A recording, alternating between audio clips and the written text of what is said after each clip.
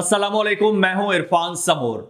जरा वो लोग तो मेरे सामने आए जो कहते थे कि मियां नवाज शरीफ साहब चौथी बार वजीर आजम बनेंगे, और जरा वो दानिश्वर, वो सहाफी भी मेरे सामने आए जो कहते थे कि नवाज शरीफ साहब तो पाकिस्तान आ ही वजीर आजम बनने के लिए रहे हैं।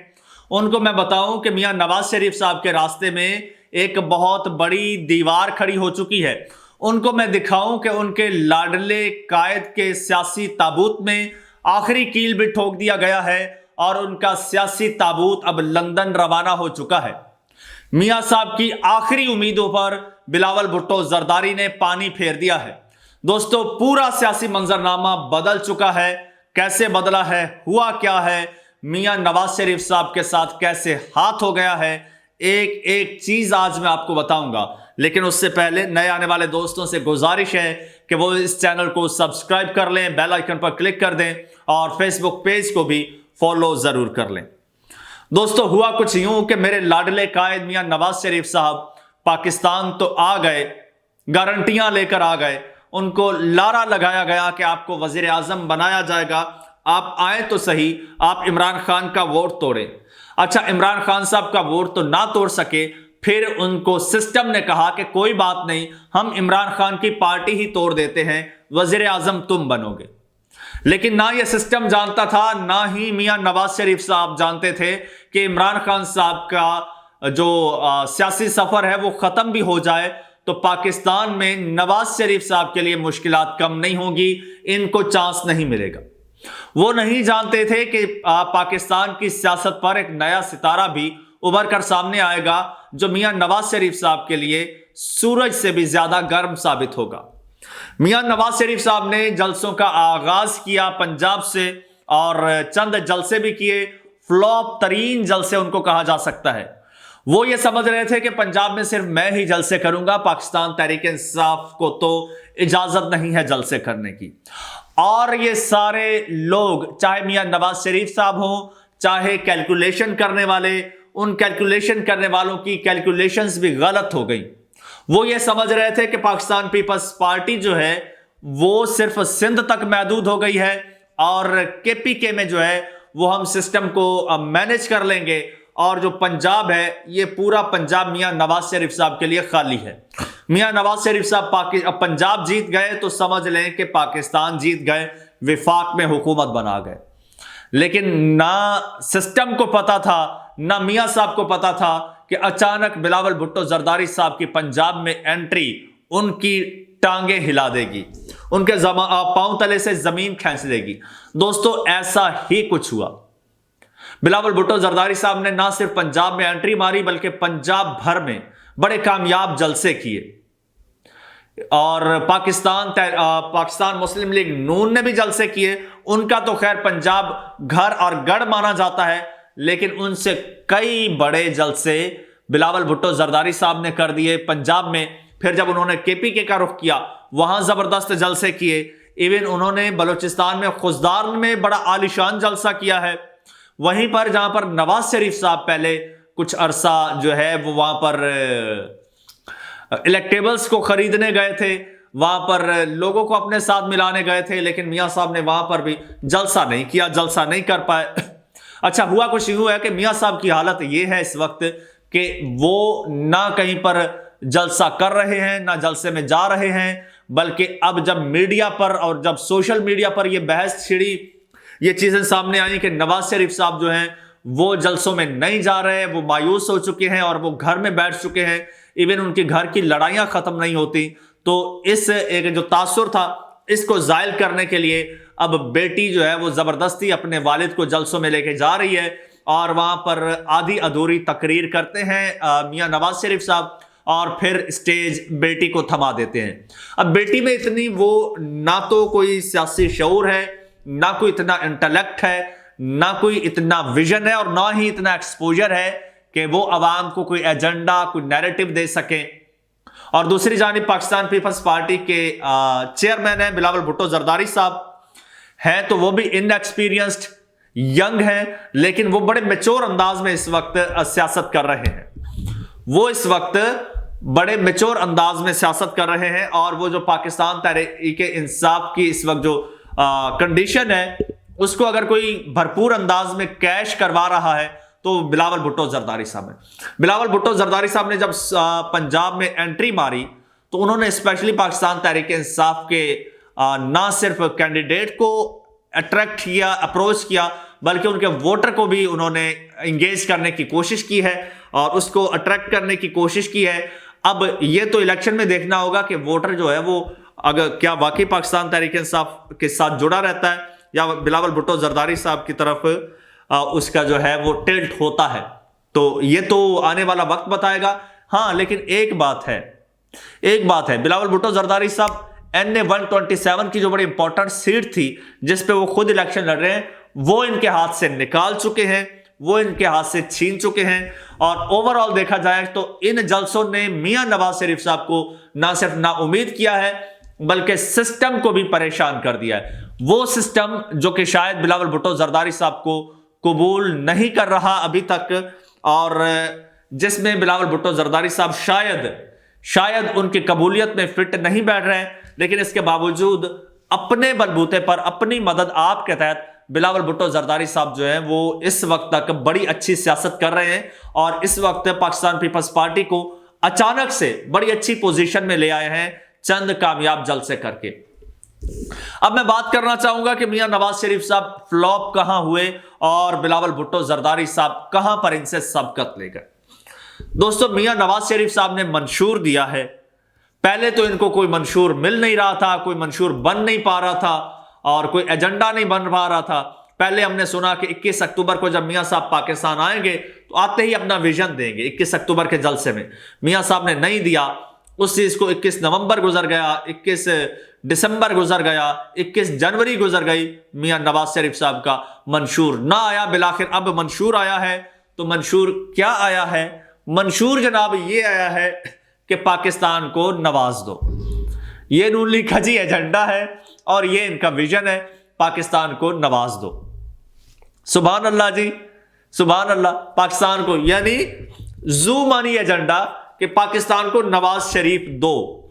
और ये डायरेक्ट एजेंडा जो है उनका, ये जो स्लोगन है, ये डायरेक्ट अपील कर रहा है सिस्टम से।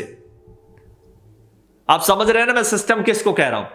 ये सिस्टम से अपील कर रहा है कि पाकिस्तान को नवाज दो। सिस्टम को कह रहा है कि पाकिस्तान को नवाज दो, यानी नवाज शरीफ साहब को चांस दो। और फिर ये कहते हैं कि एजेंडे में उन्होंने शामिल किया है कि जनाब लाहौर में, सियालकोट में जितने भी ये मोटरवेज, ये रोड बनाए गए हैं ना जी, हम पहले इनको तोड़ेंगे, तोड़ के फिर नए बनाएंगे। ये है जी इनका एजेंडा, ये विजन आया है। दूसरी जानिब बिलावल भुट्टो जरदारी साहब जो हैं वो लाहौर में भी काफी इस वक्त सरगर्म है, बल्कि पूरे पाकिस्तान में वो बहुत एक्टिव हैं, स्पेशली पंजाब में। और पंजाब में उन्होंने जलसे भी खड़का दिए हैं, लाहौर में भी खड़का दिया और उन्होंने जो है अपना मंशूर पेश कर दिया है। अब मंशूर के चंद जो पॉइंट्स हैं ना 10 नकाती एजेंडा उन्होंने पेश कर दिया है। वो यूथ को स्पेशली जो है इस वक्त वो टारगेट कर रहे हैं और अट्रैक्ट करने की कोशिश कर रहे हैं। यूथ का क्या रिस्पॉन्स आता है ये तो आने वाला वक्त बताएगा, लेकिन उनका जो एजेंडा है उसमें चंद पॉइंट्स ऐसे हैं कि जिनका मैं ऐनी शाहिद हूं, वो ऑलरेडी पीपल्स पार्टी जो है वो इंप्लीमेंट कर चुकी है। तो जिसका जो अच्छा काम हो, जिसका कोई क्रेडिट हो, उसको सराहना चाहिए मेरे ख्याल में। और उसमें बिलावल भुट्टो जरदारी साहब ने जो एजेंडा अभी रखा है 10 निकाती, उनमें से चंद मैं आपको पॉइंट्स बता देता हूं कि वो कहते क्या हैं, क्या करने जा रहे हैं और फिर नवाज शरीफ साहब से कितना मैच्योर उनका एजेंडा है, कितना मैच्योर उनका तर्ज सियासत है और अभी तो उनका आगाज है।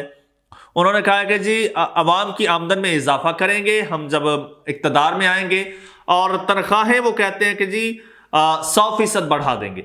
इसमें कोई शक नहीं है। पाकिस्तान पीपल्स पार्टी जब भी बरसरे इक्तदार आई है, पाकिस्तान पीपल्स पार्टी ने सरकारी मुलाजमीन की तनख्वाहों में इजाफा किया है, इसमें कोई शक नहीं है। तनख्वाहों में उन्होंने इजाफा किया है, बल्कि मुलाजमत जो है, मुलाजमतों से पाबंदियां भी हटाई हैं। मुलाजमतें भी इनके दौरे हुकूमत में बहुत मिलती हैं लोगों को।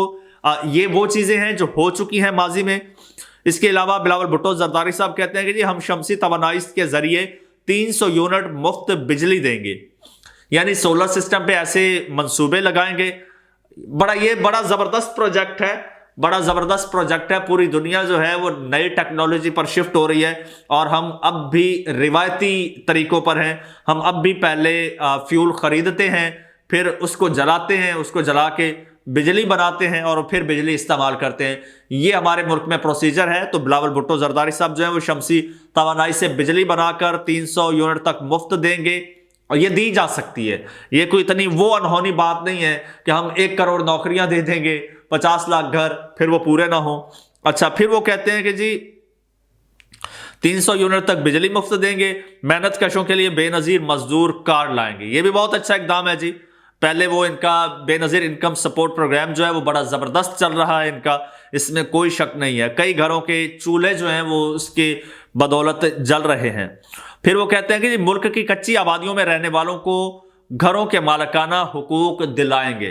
अच्छा, एक चीज यहां पर मैं डिस्कस करना चाहूंगा कि इस हवाले से बड़ा प्रोपेगेंडा भी किया जाता रहा कि सिंध में सैलाब आया और पीपल्स पार्टी ने लोगों को बेयारो मददगार छोड़ दिया। हमने बहुत ज़्यादा तनकीद की, मैंने खुद तनकीद की क्योंकि उस वक्त सिचुएशन कुछ ऐसी थी। लेकिन अब जो चीज़ें नज़र आ रही हैं, अब जो चीज़ें निकल कर आई हैं, मैं एक प्रोजेक्ट का ऐनी शाहिद हूं, तो मेरा फ़र्ज़ बनता है कि मैं आपके साथ शेयर करूं। अच्छा, सिंध में जब आपको अगर नहीं पता तो मैं बता दूं, मेरा जो ताल्लुक़ है वो अंदरून सिंध से है और मैं अंदरून सिंध के चप्पे चप्पे को जानता हूं। बाकायदा मैंने विज़िट किया हुआ है और जब ये बारिशें हुई थी तो मैं वहां पर मौजूद था, मैंने अपनी आंखों से देखा। अच्छा, उसके बाद क्या हुआ, बारिशें जब रुकी तो कुछ टीम्स आई, उन्होंने वहां पर सर्वेस किए कि जो लोगों के घर वगैरह गिरे थे, नुकसानात हुए थे, उनके सर्वेस किए। सर्वेस करके वो गायब हो गई। लोगों ने कहा कि ये खाली सर्वेस तक बात थी, पैसा 1 टका नहीं मिला। फिर जनाब लोगों को जिनकी फसलें तबाह हुई थी उनको पैसे दिए गए, उनको पैसे मिले। जिनकी भी फसलें तबाह हुई थी, मेरे सर्कल के बहुत से जमींदार हैं जिनको ये फंड मिला। अब इस वक्त सिंध में जिन लोगों के घर गिरे थे उनको घर बना के दिए जा रहे हैं। अगर कोई आपको शक हो, आपको लगे कि मैं गलत बयानी कर रहा हूं, तो मैं प्रोसीजर उनका बता देता हूं, फिर वेरीफाई आप खुद कर सकते हैं। और अगर आपको कोई शक हो तो मुझसे कांटेक्ट कीजिए, मैं आपको वो प्रोजेक्ट्स जाके दिखा भी दूंगा सिंध में। अगर आप कहेंगे तो वहां की मैं वीडियोस बना के आपको दिखा दूंगा उन प्रोजेक्ट्स की। अच्छा, हो कुछ यूं रहा है कि एक टोकन दिया जाता है जिसका घर गिरा है, टोकन मिलता है 1 कमरे की हिसाब से मैं बता रहा हूं। पहले नक्शा देती है गवर्नमेंट, फिर एक 70,000 रुपए का टोकन देती है कि 70,000 रुपए से आप कमरे की फाउंडेशन रखें। ठीक है, 70,000 रुपए फी कमरे के हिसाब से फाउंडेशन जब आप रख लेते हैं, फिर उसकी इंस्पेक्शन होती है, चेक किया जाता है, हाँ आपने फाउंडेशन रख ली है। फिर आपको 1 लाख रुपया देता है कि उसको मजीद ऊपर लेके जाएं। फिर आप लेके जाते हैं, फिर टीम आती है एक्सपेंशन अपना जो है इंस्पेक्शन करती है और फिर अगली किस्त जारी होती है, फिर छत की किस्त जारी होती है। तो ये जो पैसे हैं ना 4, 5, 6 किस्तों में दिए जा रहे हैं और पूरे चेक एंड बैलेंस के साथ, बड़ा जबरदस्त चेक एंड बैलेंस है कि ताकि ऐसा ना हो कि कोई जिनके घर नहीं भी गिरे और जो डिजर्विंग नहीं भी है वो ना ले जाए, कहीं पर खुर्द बुर्द ना हो जाए। तो वो पहले सरजमीन पर जाकर, ऑन ग्राउंड जाकर वो देखते हैं वाकई ही वहां पर जो है वो फाउंडेशन रखी जा चुकी है। फिर अगली किस्त देते हैं कि फिर देखते हैं कि हाँ अब कुछ ऊपर हो गए हैं, फिर अगली किस्त देते हैं। तो बहुत सारे लोग जो है इस वक्त जो वहां पर मकानात हैं वो तकमील के मराहिल में हैं और कुछ जो है तकरीबन कंप्लीशन के करीब है, कुछ की फाउंडेशन अभी रखी जा रही है। तो ये सिलसिला सिंध में उस वक्त जारी है। बड़ी मजे की बात देखिए, उस वक्त जारी है जब पाकिस्तान पीपल्स पार्टी की गवर्नमेंट भी खत्म हो चुकी है। और ये ऐसा नहीं है कि अभी पीपल्स पार्टी उसका क्रेडिट ले सकती है। ये तब तकमील पर पहुंचेंगे, तब कंप्लीट होंगे जब पीपल्स पार्टी की हुकूमत भी नहीं, मतलब नई हुकूमत आ चुकी होगी, इलेक्शन गुजर चुका होगा, यानी पीपल्स पार्टी इनको कैश नहीं करवा रही। तो ये भी एक फैक्ट है और ये मेरी आंखों देखा फैक्ट है, तो मैंने सोचा कि आपके साथ शेयर करूं। तो ये मालिकाना हुकूक की बात आई तो मैंने कहा जो अच्छा काम है उसको अप्रिशिएट करना चाहिए। फिर वो कहते हैं कि जनाब बेरोजगार नौजवानों को यूथ कार्ड देंगे। अब पता नहीं उनका क्या इसके पीछे प्लान है, लेकिन मैं समझता हूं कि यूथ कार्ड के बजाय उनको कोई ट्रेनिंग, वैसे तो जो है वो बेनज़ीर यूथ डेवलपमेंट ट्रेनिंग जो है वो चल रहा है, कोई प्रोग्राम सिंध में चल रहा है, ठीक है, यूथ डेवलपमेंट के हिसाब से। लेकिन ये जो यूथ कार्ड देना है ना, ये यूथ कार्ड देने वाली ये लॉजिक मुझे कोई समझ नहीं आई कि ये किस वजह से और कैसे दिए जा रहे हैं। तो ये इस तरह के कुछ पॉइंट्स हैं और इनका जो है वो अवाम इनको सादा लफ्जों में खरीद रहे हैं, लोग खरीद रहे हैं कि ये वो चीजें हैं जिनका अगर ये इंप्लीमेंट हो गई तो अवाम को फायदा होगा। जबकि दूसरी जानब एक ही एजेंडा है कि पाकिस्तान को नवाज दो। अब बिलावल भुट्टो साहब कहते हैं चुनो नई सोच को। अब तो ये तो वक्त बताएगा कि नई सोच को चुना जा सकता है या अवाम नहीं चुनती, ये तो फैसला अवाम का होगा। बहरहाल मियाँ साहब जो हैं, बिलावल भुट्टो जरदारी साहब जो हैं, वो मियाँ नवाज शरीफ साहब का जो रास्ता है वजीर आजम के कुर्सी पर जाने का, उसके रास्ते में आके खड़े हो गए हैं और वो किसी सूरत नवाज शरीफ साहब को चोर दरवाजे से घुसने नहीं दे रहे, बल्कि ये कहिए कि उन्होंने चोर दरवाजे को कुंडी लगा दी है। अब मियाँ साहब को अब अगर वाकई समझते हैं कि उनकी पॉपुलैरिटी है, मुकाबला करना जानते हैं या चाहते हैं, तो नवाज शरीफ साहब को मैदान में आना पड़ेगा। मैदान में आके मैदान में उतर कर मुकाबला करना पड़ेगा पाकिस्तान तहरीक इंसाफ का, पाकिस्तान पीपल्स पार्टी का और दीगर जमातों का। फिर मियाँ साहब को इक़्तिदार मिल सकता है, वरना अब चोर दरवाजा तो बंद हो चुका है। दोस्तों कमेंट सेक्शन में अपनी राय का इजहार कीजिएगा, चैनल को सब्सक्राइब कर लीजिए, बेल आइकन पर क्लिक कर दीजिए और मुझे इजाजत दीजिए। अल्लाह हाफिज।